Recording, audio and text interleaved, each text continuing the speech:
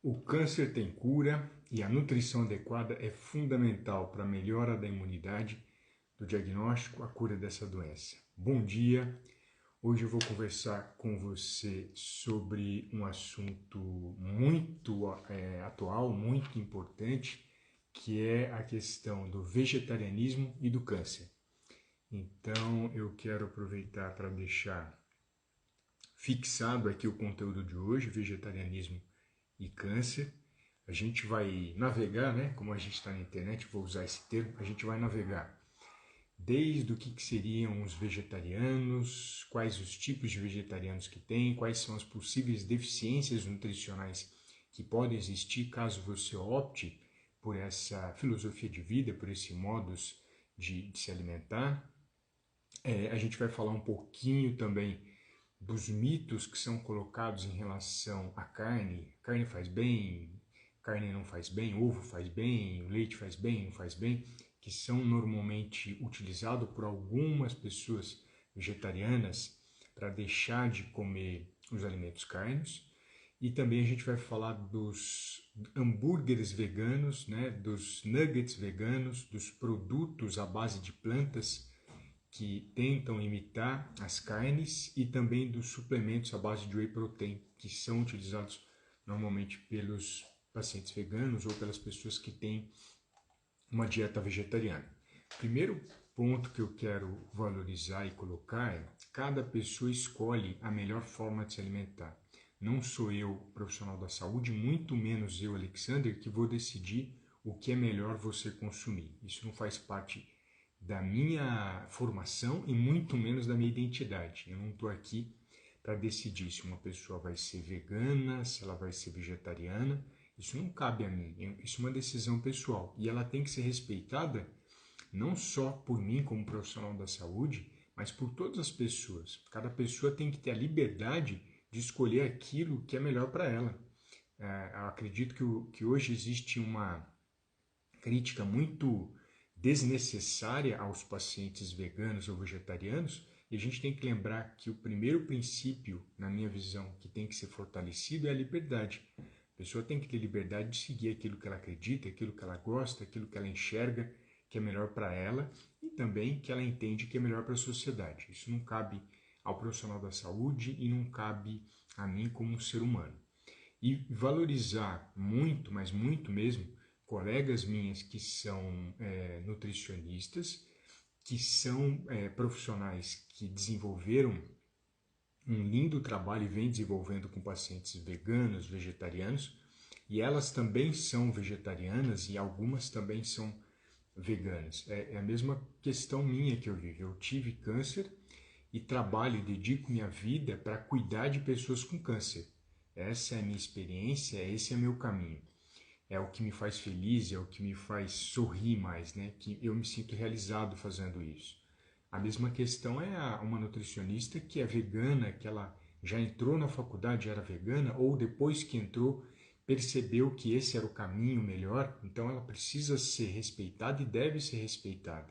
A gente tem excelentes profissionais nutricionistas que cuidam dessa relação da alimentação desses pacientes e ela tem muito mais do que a experiência, mais do que a teoria, né? Ela tem a prática, assim como eu tenho a prática na questão do câncer, porque desde os 14 anos de idade, desde os 28, eu cuido de um paciente com câncer que fui eu. E ela também, provavelmente já é vegetariana desde novinha, ou se tornou, e ela tem isso como experiência prática e aprofundou o estudo cientificamente para oferecer o melhor para vocês. Acho que esse é o primeiro ponto de destaque que eu quero fazer, porque a minha intenção aqui não é certo e errado. Acho que o profissional da saúde não deve trabalhar com essa questão. Ele tem que focar nos estudos que existem para poder promover saúde para os vegetarianos e para as pessoas, independente da visão dele pessoal, acreditar que o melhor é fazer tal coisa. Eu, pessoalmente, gosto de carne, consumo carne, é saudável, é nutritivo, mas de forma alguma eu imponho isso para outras pessoas. Eu tenho pacientes vegetarianos, tem pessoas aqui na audiência que são vegetarianos e muitos têm elogiado o conteúdo do canal, acho que exatamente por eu trazer uma base científica, para eu trazer um lado de promoção à saúde, não de determinação do certo e errado. Acho que nesse começo do vídeo eu fiquei pensando bastante ontem como é que eu ia abordar. Eu acho que é a parte mais interessante e importante de todo o decorrer desse vídeo. Então, falando um pouquinho dos vegetarianos, eu vou tomar minha água aqui. Existem alguns tipos de vegetarianos, né? Ou seja, existem algumas escolhas alimentares nesse universo vegetariano. Existem pessoas que, de forma geral, consomem até mesmo a carne de origem animal, mas ela não tem o hábito de consumir bastante, e ele se intitula vegetariano e deve ser respeitado da mesma forma que os demais. A gente não tem que falar, não, você não é vegetariano. Se ele se intitula vegetariano, se ele se enxerga como vegetariano, quem sou eu para falar se ele é ou não é? Então isso, acho que o primeiro passo é o respeito com a pessoa e liberdade para ela. E aí a gente começa a entrar numa linha mais voltada para o que a ciência pontua para cada um dos vegetarianos. Existe a pessoa que come ovo como única fonte de proteína animal. Quando eu falar o termo proteína animal, é uma proteína que vem dos animais. Então, no caso, essa proteína vem do ovo. Então, ele come ovo e vegetais de maneira geral. Existe o lácteo vegetariano. Ele consome o leite e os seus substitutos, iogurte, coalhada, queijo e as demais substâncias, e produtos de origem vegetal. Então a gente chama de lácteo vegetariano. Existe o ovo lácteo vegetariano, ou ovo lácteo vegetarianismo, né? Cada grupo usa de uma maneira diferente, mas o foco é, ele consome o ovo, ele consome o leite e consome os vegetais. Ele tem uma fonte a mais de proteína, porque ele não só consome o ovo, não só consome o leite, ele consome os dois. Então a gente falou de 3 grupos. Existe o quarto grupo, né, que é um grupo mais estrito, que é o vegano. O que seria o vegano? Ele não come nenhum alimento de origem animal, inclusive até mesmo o mel de abelha ou qualquer produto produzido pela abelha, porque depende de um ser vivo animal para a produção de algo para ele. Então, o vegano ele tem uma filosofia de vida mais intensa do que o vegetariano. Inclusive, o vegano, em relação a vestuários de couro, ele não vai utilizar, porque isso indiretamente veio de um animal. Ele não vai usar, muitas vezes as mulheres, produtos cosméticos que façam testes em animais, porque isso indiretamente gerou o sofrimento e a morte de um animal. Existem empresas no Brasil que já desenvolvem esse trabalho de não utilizar nenhum teste dos seus cosméticos, dos seus produtos em animais. Dessa forma, o vegano tem essa preocupação, tem essa atenção também, e ele tem que ser respeitado por isso. A gente não tem que colocar uma regra e falar que ele tem ou deixa de ter alguma coisa. Da mesma maneira que você tem a liberdade de consumir carne e outros alimentos, ele tem a liberdade de fazer as escolhas dele. Acho que isso é o ponto mais importante dessa apresentação. Respeito ao outro, deixar livre o outro fazer as escolhas que ele deseja. A outra questão é em relação às deficiências nutricionais que possivelmente podem aparecer, né? Existe deficiência de ferro, de vitamina B12, deficiência de zinco e até mesmo da proteína. Essas 4 deficiências podem estar próximas do paciente vegetariano, mas quando eu tenho um nutricionista, um profissional competente cuidando dessa pessoa, extremamente difícil ele apresentar qualquer um desses tipos de deficiência. Então, acho que esse ponto eu preciso destacar, é importante a gente destacar para que a gente separe um pouquinho a questão da crítica exacerbada aos vegetarianos. Existem nutricionistas que são focados nessa área e têm um trabalho muito interessante para suprir possíveis deficiências nutricionais. E eu vou falar de alguns alimentos que podem ajudar a suprir essas necessidades e trazer alguns pontos aqui interessantes. Vou dar bom dia para a Estela. Oi, Estela, bom dia, como é que você está? Então, tem outros alimentos também que eu quero A Pri está trazendo aqui, o flexariano ou semi-vegetariano quando consome carne 3 ou menos vezes por semana. Eu só não usei esse termo bonito. Obrigado, Pri. Quando a gente fala do flexariano, a pessoa vai consumir carne, mas ele vai consumir numa quantidade menor do que as demais pessoas. Então ela colocou de 3 ou menos vezes por semana, ou semi-vegetarianismo, né? Mas se a pessoa que é flexariana, ela se intitula vegetariano, não vou ser eu que vou querer ficar colocando rótulo em pessoas, porque da mesma forma que eu não gosto de rótulo, as demais pessoas também não vão gostar. Oi, Nath, bom dia, como é que você está? Então vamos continuando. Quando eu falo, por exemplo, a parte que me preocupa, né? Que aí começa a entrar esse lado político que eu sou avesso. A crítica ao consumo de carne como promotor de câncer não tem evidência científica sobre isso. Vou repetir. Quando se fala, quem consome carne vai ter doença cardiovascular e vai ter câncer. Não tem evidência científica sobre essa questão. Alexandre, então por que se fala tanto disso, né? Por que se fala tanto disso? Porque muitas vezes as pessoas confundem a metodologia utilizada na pesquisa, mostrando que aquilo de uma determinada forma tem influência negativa na saúde e estendem isso para a carne de maneira geral. Carne in natura, carimbada pelo CIF, né, Selo de Inspeção Federal, é de excelente qualidade para a saúde e excelente para a imunidade.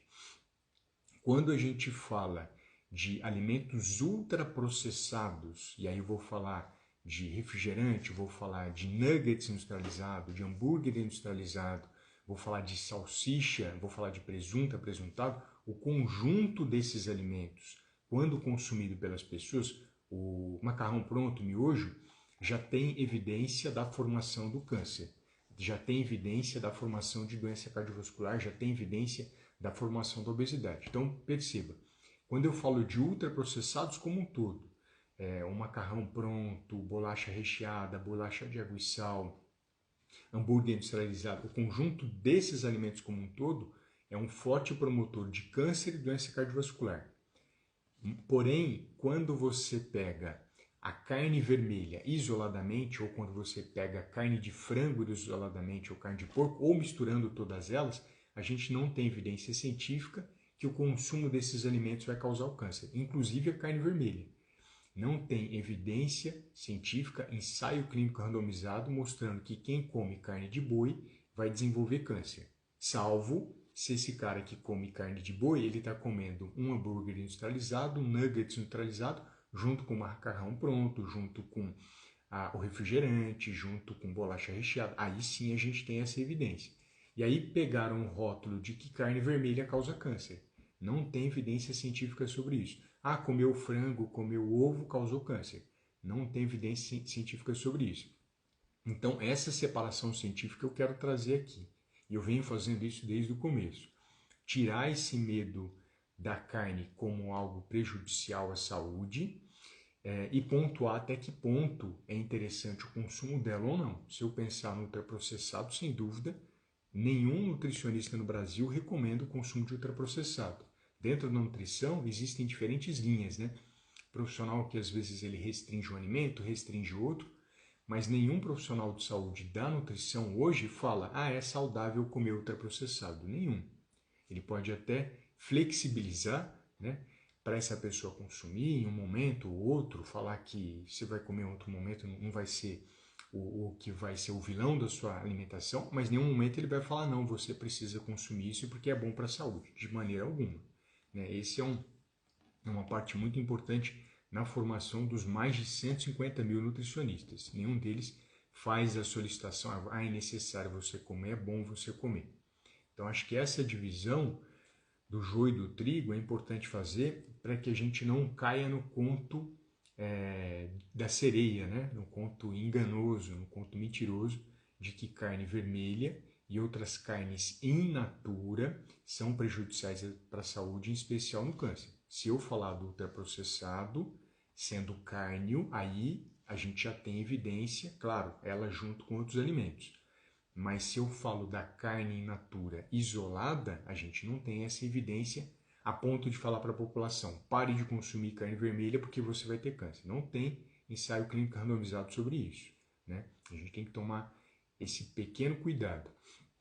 E valorizando muito essa questão do ultraprocessado, e uma coisa que eu quero pontuar para vocês é o seguinte, eu fiz uma pesquisa em relação a esses hambúrgueres, né, que na verdade nem é um hambúrguer, mas é chamado de hambúrgueres à base de planta, né, ou seja, eles têm grão de bico, tem ervilha, tem outras leguminosas, né? Leguminosa é o que, Alexandre? Feijão, ervilha, grão de bico, soja, todos esses seriam lentilha, todos esses seriam leguminosas. São sementes que têm bastante proteína e normalmente são consumidas pelas pessoas vegetarianas. E é interessante o consumo de, por exemplo, feijão, ervilha, lentilha e grão de bico. Essas 4 são excelentes para a saúde e eu já vou falar da composição nutricional delas. Só um momentinho que eu já comento. Então, esses hambúrgueres são feitos à base dessas leguminosas, né? Alguns colocam até soja, eu pessoalmente não recomendo a soja, já fiz uma live sobre transgênico, quem quiser ver depois dá uma olhadinha. Oi, Tere, como é que você está? E aí, qual que é a questão? Aí ele coloca, tem tantos gramas de proteína, né? Eu vi uma lá que tinha 15 gramas de proteína. Olha que interessante, se você consumir as leguminosas que mais tem proteína, se você pega, por exemplo, a lentilha e a ervilha tem uma quantidade altíssima de proteína, ela está em torno de 14, 13 gramas de proteína. Lentilha e ervilha, então uma excelente fonte de proteína, eu não precisaria nem comer esse hambúrguer aí que está sendo produzido. Se eu pego, por exemplo, o feijão e o grão de bico, eles têm menos de 10 gramas, mas também é bom. O feijão tem 5, se eu não me engano, e o grão de bico tem 8. A lentilha e a ervilha têm uma quantidade um pouco maior, que eu falei em torno de 13, 14. Geralmente, aí essa parte que eu vou comentar. Aí o que acontece? Para que a pessoa faça esse hambúrguer parecer com uma carne, que muitas pessoas que eram vegetarianas consumiam carne e lembram do gosto, eles colocam aromas naturais. Aroma natural é uma substância que a sua célula não precisa e a gente não sabe o que ela vai fazer no futuro com você. Vou repetir. Aroma natural é uma substância que nenhuma célula precisa e ela foi colocada para agradar o seu paladar, não para fazer a sua célula ter mais saúde. E aí eu peguei esses hambúrgueres e nuggets neutralizados e a quantidade de aditivo alimentar, assim como aroma natural e outras substâncias, é alta. Então a pessoa ela acredita que está comendo um alimento saudável e ela está comendo ultraprocessado. Se você estiver consumindo um hambúrguer vegetal ou um nuggets vegetal, você está consumindo um alimento ultraprocessado que se aproxima ao que a gente encontra de presunto, apresuntado, de refrigerante, de macarrão pronto e assim por diante. O que torna ele ultraprocessado? A principal característica desse ultraprocessado é pronto para o consumo e repleto de aditivo alimentar e de outras substâncias que a natureza não ofereceria para você. Então, cuidado com esses hambúrgueres, esses nuggets neutralizados à base de plantas. Eles não são saudáveis, eles não são indicados para a saúde. Quer consumir mais proteína? Deixei a sugestão. Faça você mesmo um hambúrguer na sua casa com grão de bico ou com a lentilha e coloque os aromas naturais que você tem, a cebola, a salsinha, o tomate e assim por diante. Não compre esses hambúrgueres à base de planta porque eles são ultraprocessados. A composição dele é péssima para a sua saúde. Sem contar que tem adição também, eu peguei até algumas substâncias para falar para vocês. Se você se deparar com essas substâncias, cuidado. Tem gordura vegetal. Se essa gordura vegetal for gordura trans, porque eles não foram transparentes conosco. A lei permite ele não ser transparente, olha que grave isso. Mas ele não foi transparente comigo. Amido modificado, se eu falo de amido, provavelmente eu estou falando do milho. O milho é transgênico. Será que é saudável ficar consumindo um milho transgênico num produto à base de planta? Eu não sei. Tem a soja, que também é transgênica. Eu tenho aromas naturais, eu tenho espessante, metilcelulose ou outros espessantes. Então guarda essas palavras. Você vai comprar um hambúrguer vegetal, está escrito gordura vegetal nele? Está escrito amido modificado? Está escrito soja? Está escrito aroma natural? Está escrito espessante? Se tiver um desses, fica atento, porque esse é um produto ultraprocessado e que não é positivo para a saúde, inclusive com as pesquisas de maior evidência que são ensaios clínicos randomizados. Esse produto foi construído, foi criado agora, e ele seguiu a mesma matemática ruim das salsichas, dos presuntos, dos apresuntados, dos hambúrgueres industrializados, dos nuggets industrializados. A mesma lógica nutricional ele seguiu. Eu não recomendo para as pessoas consumirem esse alimento. Eu recomendo muito que essa pessoa faça em casa. Ela prepare ele bastante com temperos naturais, temperos verdadeiros, temperos que ele pega da terra, porque assim ele vai ingerir saúde. Nesse ponto, acho que é extremamente válido. Consumir o industrializado é um foco para a gente desenvolver doença cardiovascular e desenvolver câncer. O outro alimento que é colocado também, que aí me preocupa bastante, como eu trabalho com imunidade, existem suplementos à base de proteína vegetal, que eles chamam de VEGs ou chamam de whey protein ou whey protein, como queiram chamar, e esses produtos falam que melhora a imunidade. Esse produto pode ser um grande promotor de câncer. Vou repetir. Produtos de melhora de imunidade à base vegetal podem ser um grande promotor de câncer. Eu não sabia disso, eu descobri há pouco tempo. Alexandre, como é que você afirma que esses produtos vegetais que oferecem mais proteína podem ser causadores do câncer, né? Eu trago um ensaio clínico randomizado que eu fiz com vocês quando eu falei de suplemento de beta-caroteno, vitamina E vitamina B9.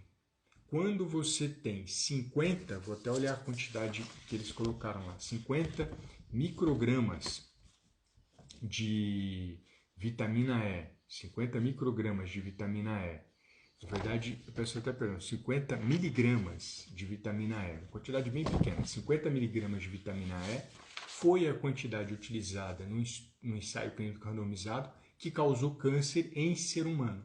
Vou repetir, 50 miligramas de vitamina E para o consumo humano é a quantidade que causa câncer no ser humano. E onde é que estava essa quantidade? Exatamente nesse suplemento à base vegetal que está sendo vendido para as pessoas como melhora da imunidade. Grande vantagem, né?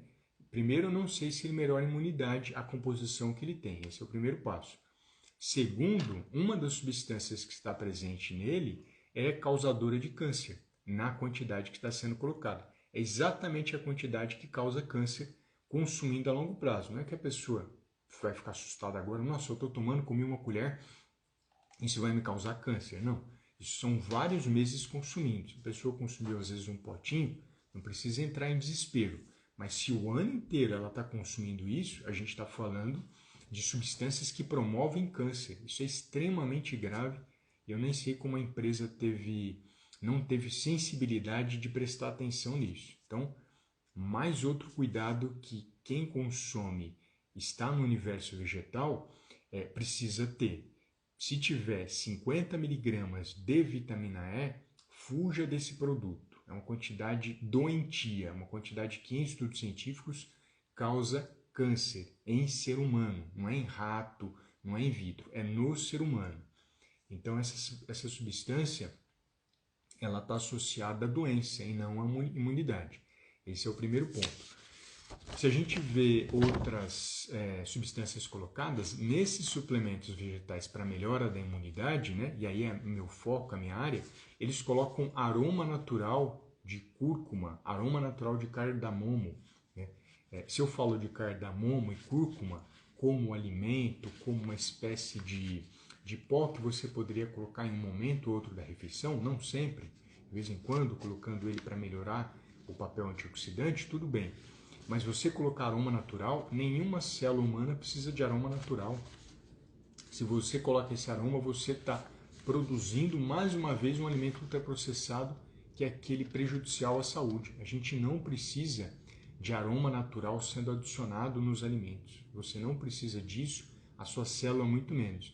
Então, mais outro cuidado em relação a essas proteínas vegetais veganas, essas proteínas vegetais, esses whey proteins ou esses immuno-wheys, né? Mais um cuidado em relação a isso. Qual que é outra substância que me preocupa? A gente sabe que a glutationa peroxidase, que é um poderoso antioxidante que tem no seu sangue, ele é fundamental para você evitar a oxidação, e se eu evito a oxidação, eu também estou prevenindo contra a metástase, estou prevenindo contra o câncer. Esse é um ponto pacífico, esse é um ponto já conhecido. A gente já sabe do papel positivo da glutationa peroxidase. Aí a indústria, que está atenta a essas pesquisas científicas, começou a produzir a glutationa peroxidase artificial e oferecer para as pessoas. O que aconteceu? Quando ela ofereceu glutationa peroxidase para as pessoas, o efeito no sangue não foi o mesmo. Então é a mesma coisa que jogar dinheiro no lixo. É besteira consumir glutationa peroxidase. A indústria viu que haviam bastante pesquisas contra isso, agora desenvolveu outra linha. Ela fala de precursores da glutationa peroxidase e aí fica aquela mesma situação. Será que a gente não está fazendo o mesmo prejuízo para a saúde de quando estava tomando a glutationa? Eu deixo essa dúvida para você. Será que eu ter substâncias que são precursoras da formação da glutationa, eu indiretamente não faço a minha glutationa ser menos eficiente? Né? Então, cuidado com esses suplementos à base vegetal que se dizem precursores de glutationa. A gente tem dúvida se isso vai ser bom ou não. A gente já sabe que aromas naturais não são positivos para a sua célula, você não precisa disso. E a gente já tem comprovado que 50 miligramas de vitamina E, estou olhando minha colinha aqui, é um promotor de câncer. Tá? Isso já com ensaio clínico randomizado. Então, fuja de alimentos que façam isso e fujam dos hambúrgueres e nuggets ultraprocessados que estão sendo vendidos como a coisa mais saudável que existe no mundo. Quer um hambúrguer saudável? Faça ele com lentilha, com grão de bico, com ervilha na sua casa, usando os temperos do seu quintal que você compra no supermercado. Aí sim eu vou ter um alimento bacana, um alimento positivo. Por exemplo, se eu falo dessas leguminosas, vou falar em ordem da quantidade de proteína, da maior para a menor. A ervilha, a lentilha, o grão de bico e o feijão, eles têm de 5 a normalmente 14 gramas de proteína a cada 100 gramas que você consome.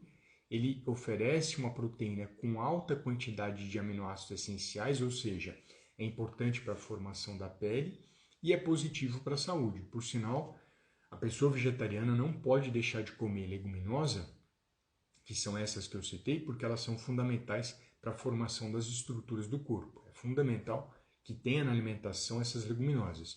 Outro ponto, essas leguminosas que eu comentei têm bastante ferro. Então, o ferro dela, dos vegetais, é o que tem maior quantidade, é o que é melhor absorvido. Então, pode prevenir anemia ferropriva, que é um problema comum também no paciente vegetariano. Outra substância que também está nessas 4 leguminosas, eu tenho o zinco, que é uma importante substância para a imunidade. Porém, ele pode não ser absorvido se você não deixar esses grãos de molho. Então, você deixa pelo menos 8 horas de molho. O ácido fítico, que é uma substância que está ali presente, ele se dissipa nessa água, ele se dissolve nessa água e ele não vai atrapalhar a absorção do zinco que está presente ali naquele grão.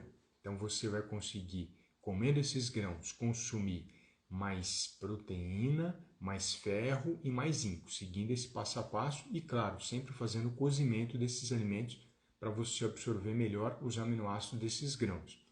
O único ponto que a gente teria deficiência no vegetal, e aí não tem nos vegetais, é vitamina B12. Hoje a indústria consegue colocar nesses suplementos, nesses alimentos, a vitamina B12. Mas se eu depender só do vegetal, eu vou ter deficiência de vitamina B12, que vai causar anemia megaloblástica, né? Que é uma anemia parecida com a anemia ferropriva, mas é causada pela deficiência de vitamina B12. Dessa maneira, quem consome ovo já tem uma proteção maior, quem consome leite já tem uma proteção maior, quem consome os dois não tem dúvida alguma, e quem é vegano vai precisar desses produtos industrializados para consumir a B12 ou consumir a B12 de acordo com a prescrição do nutricionista. Então, o foco hoje foi trazer um pouquinho para vocês do vegetarianismo e do câncer, tirar um pouquinho desses mitos em relação à carne. Todos têm liberdade de escolher a sua alimentação, de ter uma filosofia de vida que ele julga que é a melhor para ele, mas tirar um pouquinho desse medo e dessa crítica da carne in natura, porque não tem evidência científica. trazer o cuidado do consumo do ferro, da proteína, do zinco, da B12 para o paciente vegetariano que pode ter deficiência, como eu mostrei, e tomar cuidado com esses alimentos ultraprocessados, que são esses hambúrgueres veganos, esses nuggets veganos, que estão associados a graves problemas de saúde, assim como esses suplementos que dizem que aumentam a imunidade, não tem prova científica disso, mas eles têm também várias substâncias prejudiciais à saúde, como aromas naturais, como, por exemplo, a vitamina E em excesso, que causa câncer, já foi comprovado isso no ser humano. Fica atento a essas informações e amanhã a gente volta às 6 horas da manhã. Amanhã, às 6 horas da noite, 6 horas da noite, de segunda a sexta-feira, a gente vai fazer às 6 da noite, né? 6 às 18 horas. Vai ser um novo horário que eu vou fazer com vocês. Meu interesse é de trazer informações de qualidade para melhora da imunidade, que esse é o foco essencial. E eu desejo que na quinta-feira, que é dia 28, a gente vai ter a entrega do livro, né? Eu vou distribuir. Para você receber o e-book para melhorar a imunidade, é só você se cadastrar no link da bio. Depois desse período, não sei se eu vou disponibilizar esse livro, então fique atento ao e-mail, contato@alexandermarcelos.com.br. E na quinta-feira eu vou ter uma aula especial para que você possa melhorar a imunidade, superando o câncer com imunidade alta. A gente vai trazer os segredos para que você possa melhorar a imunidade no dia 28 à noite. Essa aula não vai ficar disponível depois para vocês, então é importante que você esteja presente ao vivo, porque depois eu vou tirar ela do ar, tá bom? Então eu vou fazer essa divulgação pelo e-mail também. E também faço o convite de acessarem o Telegram, que é um aplicativo parecido com o WhatsApp. Para você acessar o nosso Telegram Câncer Tem Cura, é só clicar no link da bio e colocar os seus dados ali dentro, você já vai direto para o Telegram. Combinado? Obrigado mais uma vez pela presença e até amanhã, dia 25, às 18 horas.